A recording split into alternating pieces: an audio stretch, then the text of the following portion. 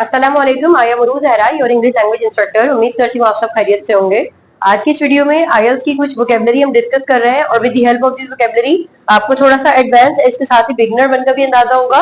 और सेंटेंसेस बनाने का मकसद ये है कि आपको ये वोकेबलरी याद रहे, क्योंकि आफ्टर द वीडियो ये चीजें याद रखना बड़ा मुश्किल हो जाता है। तो ड्यूरिंग द लेक्चर आपने एक एक वर्ड को फोकस करना है। मैं यहाँ पर एक एक बात आपको समझाऊंगी और कोशिश यही है कि जिस चीज का आपको एडवांस वर्ड पता हो, इसका बिगनर भी आपको मालूम होना चाहिए। तो सबसे पहले हम बात करते हैं अल्टीमेटली। अल्टीमेटली का लफ्जी मतलब होता है कि खुद ब खुद या आखिरकार। अब जैसे कि नॉर्मली ये वर्ड्स एक दूसरे के करीब करीब हैं, तो इनमें ज्यादा फर्क नहीं है, तो आप जो तवज्जो रखिएगा। अल्टीमेटली का बिगिनर जो वर्ड अगर मैं कहूँ तो इसको फाइनली भी कहते हैं, जिसका मतलब होता है आखिरकार या हर चीज के आखिर में, खुद ब खुद, या हम कहते हैं ना एट दी एंड, तो उसको हम अल्टीमेटली ही कह सकते हैं। मिसाल के तौर पर the decision rest with the government. अब देखें ये भी प्रेजेंट सिंपल है, लेकिन स्टूडेंट को पता नहीं होता कि ये प्रेजेंट सिंपल है। द डिसीजन का मतलब क्या है, ये इट की कैटेगरी का वर्ड है। द डिसीजन रेस्ट, रेस्ट का मतलब हम ये जानते हैं कि आराम करना, लेकिन डिसीजन है इसलिए एस लगा। The decision rest with the government, rest का मतलब यहाँ पर इस्तेमाल हुआ है कि गवर्नमेंट के फेवर में गया। The decision rest with the government, के डिसीजन जो है वो हमेशा गवर्नमेंट के हक में ही जाता है, उन्हीं के फेवर में जाता है। अगर मैं यहाँ पर पास की बात कर दूंगी तो इसका मतलब होगा the decision rested with the government. मिसाल के तौर पर अगर एक पॉलिसी है तो हम पॉलिसी के साथ भी कह सकते हैं the policy rest with the government. The policy rest with the organisation, के एक पॉलिसी है वो हमेशा ऑर्गेनाइजेशन के साथ ही जाती है। साथ जाने से मतलब ये होता है कि पॉलिसी वही होती है जो ऑर्गेनाइजेशन के उसूल होते हैं। कोई भी ऑर्गेनाइजेशन वही पॉलिसी बनाती है जिस पर वो अमल कर सके। तो यहाँ पर जो एक वर्ड इस्तेमाल हुआ है रेस्ट, इसका मतलब अगर मैं आसान अल्फाज में कहूँ तो होगा go in the favour of. Go in the favour of का मतलब होता है किसी चीज के साथ साथ जाना, रहनुमाई करना या उसी के हक में जाना। आगे बात करते हैं। इसके बाद है हमारे पास इन दी एंड। तो ऑलरेडी मैं आपको बता चुकी हूँ अल्टीमेटली या इन दी एंड इसका एक ही मतलब होता है। ज्यादा बेहतर है कि आप अल्टीमेटली लगाएं। फाइनली का भी मतलब यही हो जाता है, लेकिन याद रखिएगा जो ये वाले वर्ड्स हैं जो मैंने एरो के बाद लिखे हैं, इनकी राइटिंग में इतनी ज्यादा गुंजाइश नहीं बनती है, क्योंकि राइटिंग में आपको हमेशा फॉर्मल लिखना पड़ता है। तो फॉर्मल के लिए बेहतर है कि आप उन वर्ड्स का इंतखाब करें। इन दी एंड यानी finally. They chose to go abroad, मैंने यहाँ चूज की सेकंड फॉर्म चॉज लिखी है, आप चाहे तो यहाँ सेलेक्टेड भी कर सकते हैं। They selected to go abroad in the end, आप चाहे तो इन दी एंड पहले भी लेकर आ सकते हैं। इसके बाद आगे बात करते हैं सूनर और लेटर। सूनर और लेटर का मतलब होता है कभी ना कभी, या फिर अगर आसान अल्फाज में कहें आज नहीं तो फिर कभी। हम कहते हैं ना कि कभी भी कोई चीज छुपी हुई नहीं रहती है, कभी ना कभी यहाँ हो जाती है। तो कभी ना कभी का मतलब होता है सूनर और लेटर। तो इसको हम कहते हैं अननोन टाइम ऑफ पीरियड, यानी कभी ना कभी, हमें पता नहीं है कब, एग्जैक्ट टाइम नहीं पता। They will know the reality sooner और लेटर, आज नहीं तो कल वो लोग सच्चाई को जान जाएंगे।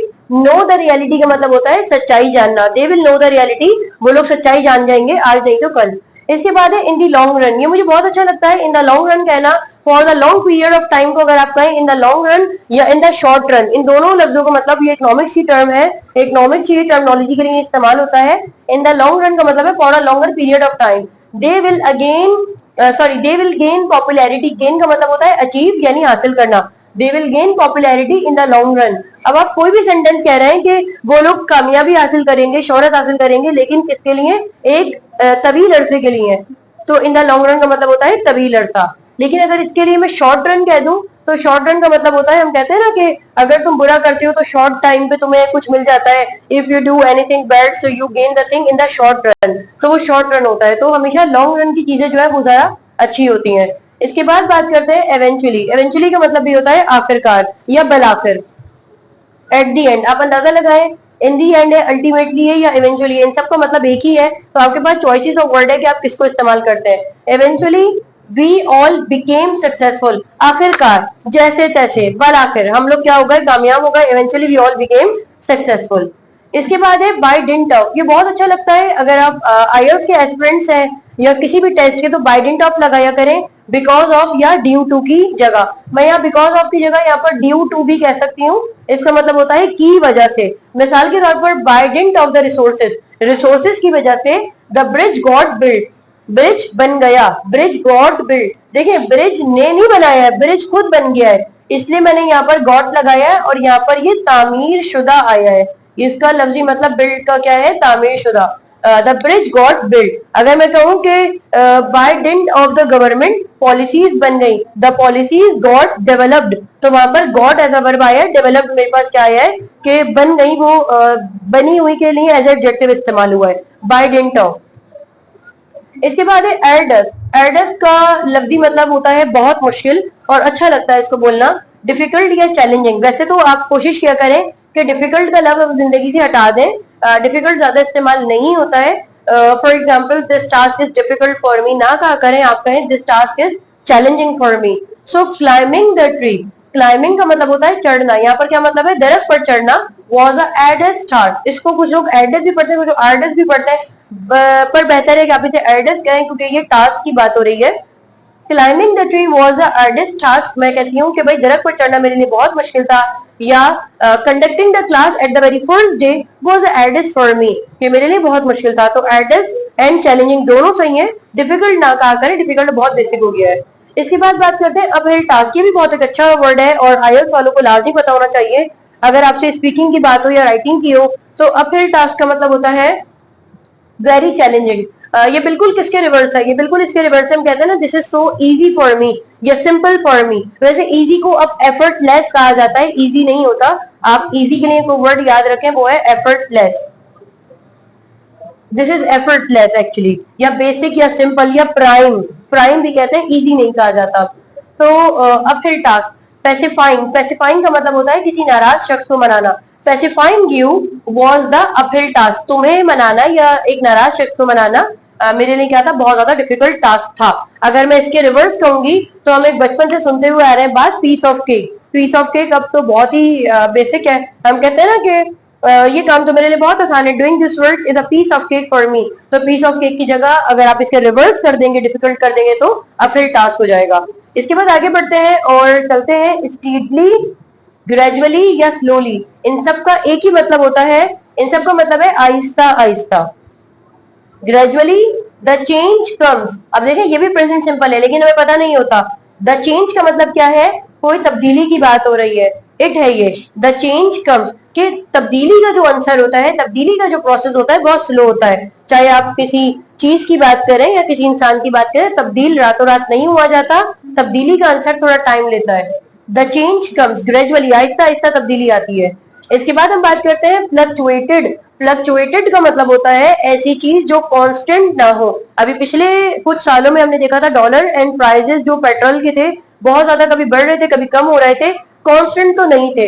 इनकी रफ्तार में इस तरीके से तब्दीली आना कि आप एस्टिमेट ही ना कर पाए कि अभी ये बढ़ेगा या कम होगा, इसको हम कहते हैं फ्लक्चुएटेड। तो हम कह सकते हैं we saw a fluctuation in petrol prices, हमने पेट्रोल की प्राइसेस में क्या देखा है, बहुत ज्यादा वेरिएशन देखी है, इसको आप वेरिएशन भी कह सकते हैं। हम जो एलजेब्रा में एक्स या वाई की वैल्यूज निकाला करते थे वेरिएशन, वो यही है fluctuation. We saw fluctuation in petrol prices. And आखिर की तरफ हम चलते हैं प्रॉब्लमेटिक या चैरिज्मेटिक। इन दोनों का लफ्जी मतलब वैसे तो एक दूसरे से मैच नहीं करता लेकिन समाओ इनका कॉन्टेक्स्ट सेम है। चैरिज्मेटिक का मतलब होता है करिश्माती। हम कहते हैं ना कि तुम्हारी पर्सनैलिटी बहुत ज्यादा करिश्माती है, तुम कोई बहुत अच्छे इंसान हो, बहुत पोटेंशियल है तुम में, इसको हम चैरिज्मेटिक कहते हैं। और प्रॉब्लमेटिक भी यही हो जाता है। देखिए अगर कोई बहुत ज्यादा करिश्माती हो तो कभी कभी हमारे लिए बहुत प्रॉब्लमेटिक बन जाता है क्योंकि वो हम लोगों के लिए सुटेबल नहीं है। अब एक इंसान है वो कुछ चीजें बहुत जल्दी याद कर लेता है या उसको उसकी मेमोरी अच्छी है, वो ऑल्दो ये है, लेकिन टीचर के लिए वो प्रॉब्लमेटिक बन जाएगा। या अगर एक स्टूडेंट बहुत ज्यादा वीक है और उसको चलाना सबके साथ, हो सकता है वो चैरिज्मेटिक हो लेकिन वो प्रॉब्लमेटिक बन जाता है। क्यों? क्योंकि अगर आप वक्त से ज्यादा या वक्त से पीछे रहते हैं तो वो चैरिज्मेटिक की जगह नहीं प्रॉब्लमेटिक में आ जाता है। तो प्रॉब्लमेटिक का मतलब क्या है, काफी ज्यादा मसले वाला। इसको आप कॉम्प्लिकेटेड भी कह सकते हैं, कॉम्प्लिकेटेड भी यही होता है। योर पर्सनैलिटी इज प्रॉब्लमेटिक, तो प्रॉब्लमेटिक का मतलब यहाँ ये नहीं है कि मुझे एतराज है, मतलब ये कि मैं हैंडल नहीं कर पा रही हूँ, I am unable to handle your personality. तो उम्मीद करती हूँ आपको ये वोकैबुलरी समझ आई है। अगर आपका अभी भी कोई सवाल है तो आप पूछ सकते हैं। इसके साथ ही मुझे इजाजत दीजिए, आपसे दोबारा मुलाकात होगी एक नई वीडियो में। अपना ख्याल रखिएगा, अल्लाह हाफ़िज़।